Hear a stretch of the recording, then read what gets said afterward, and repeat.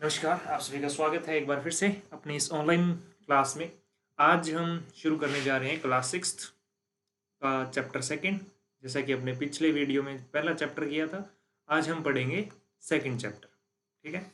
और दूसरा चैप्टर है पाद न्यूट्रिशन इन प्लांट, पादपों में पोषण। तो शुरू करने जा रहे हैं अपने। तो इसमें अध्ययन बिंदु क्या क्या रहने वाला देखो। इसमें हम सबसे पहले पादपों में पोषण क्या है, फिर पोषक तत्व कौन से होते हैं, पोषण के आधार पर पादपों का वर्गीकरण पढ़ेंगे। स्वपोषी, परजीवी, कीट भक्षी पादप, मृतजीवी पादप, सहजीवी पादप। यहाँ से बहुत अच्छे क्वेश्चन बनते हैं आपके थर्ड ग्रेड में। ठीक है, तो शुरू करते हैं अपने। ठीक है, तो सबसे पहले अपने बात करेंगे किसके बारे में। सबसे पहले हम चर्चा करेंगे पादपों में पोषण के बारे में।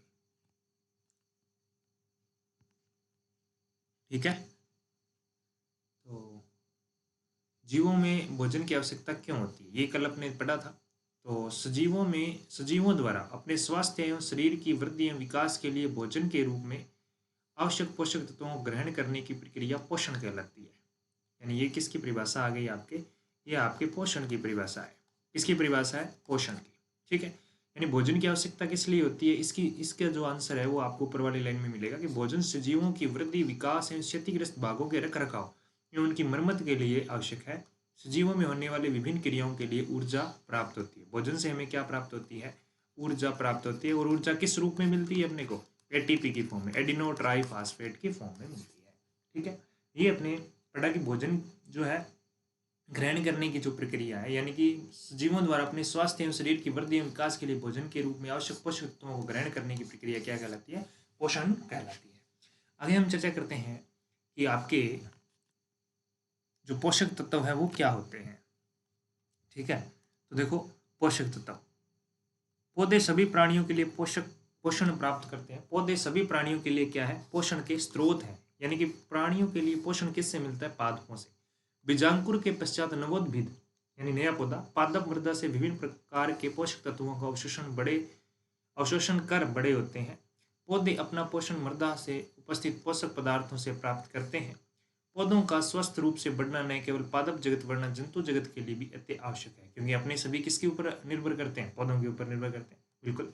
आगे है, पादपों की सामान्य वृद्धि के लिए मृदा में प्राप्त होने वाले इन पोषक तत्वों को इनकी मात्रा की आवश्यकता अनुसार मुख्य दो भागों में बांटते हैं। कितने भागों में? दो भागों में। ठीक है, दो भागों में कौन कौन से दो भागों में बांटते हैं? देखिए, पढ़ते हैं हमने।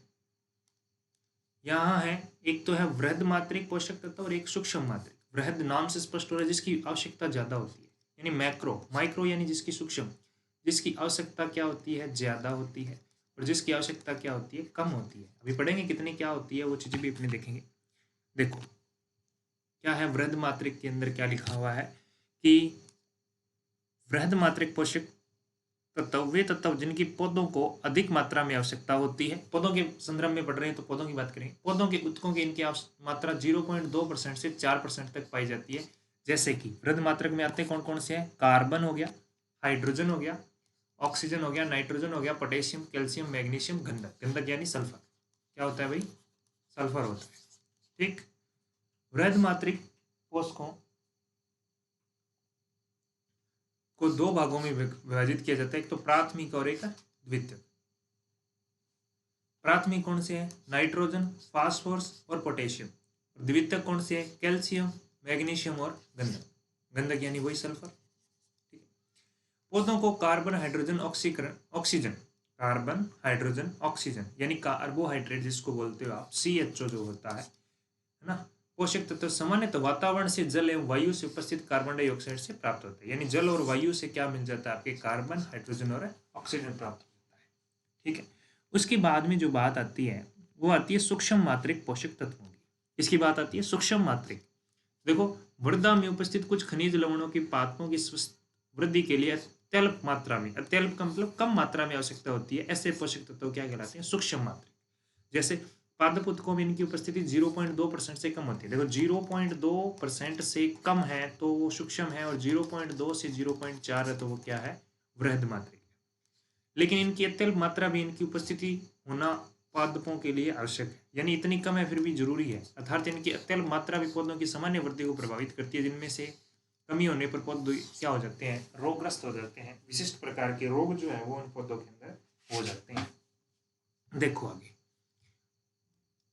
नेक्स्ट है, जैसे एग्जाम्पल इसके जिंक है, तांबा है, मैग्नीज है, लोहा है, बोरॉन, मोलिबेडम, क्लोरीन, निकल, ये सारे के सारे जो हैं ये सूक्ष्म मात्रिक के क्या है आपके एग्जाम्पल है।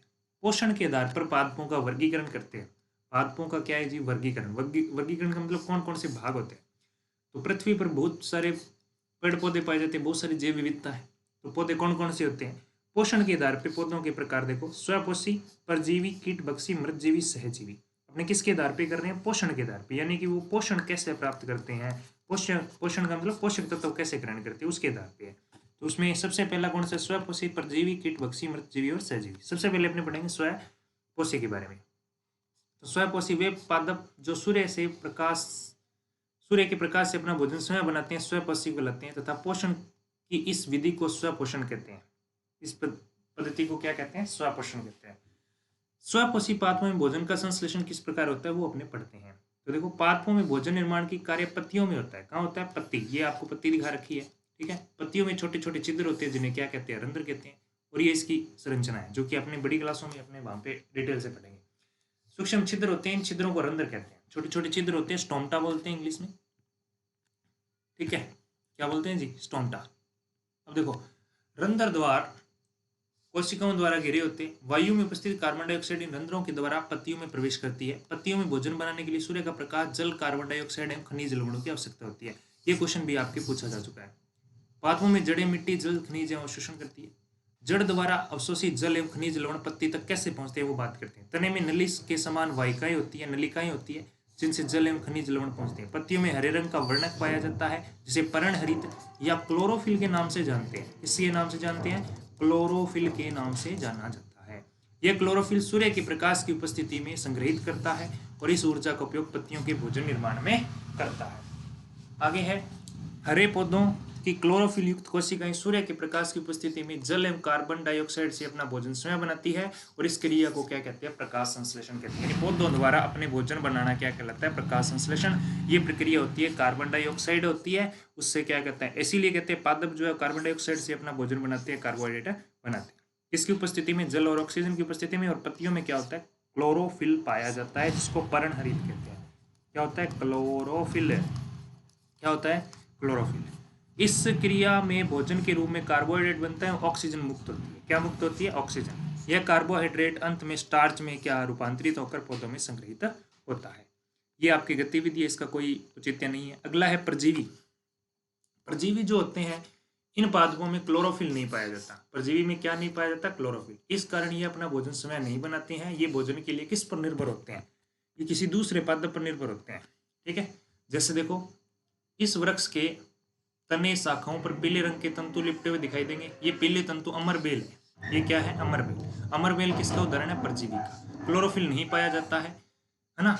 अपना भोजन प्राप्त परजीवी कहलाते हैं जो दूसरों से प्राप्त करते हैं। वह वृक्ष अथवा पादप के जिससे परजीवी का परपोषी कहते हैं, जिसके ऊपर ये होते हैं उसको परपोषी कहते हैं, परपोषी कहते हैं, ठीक है।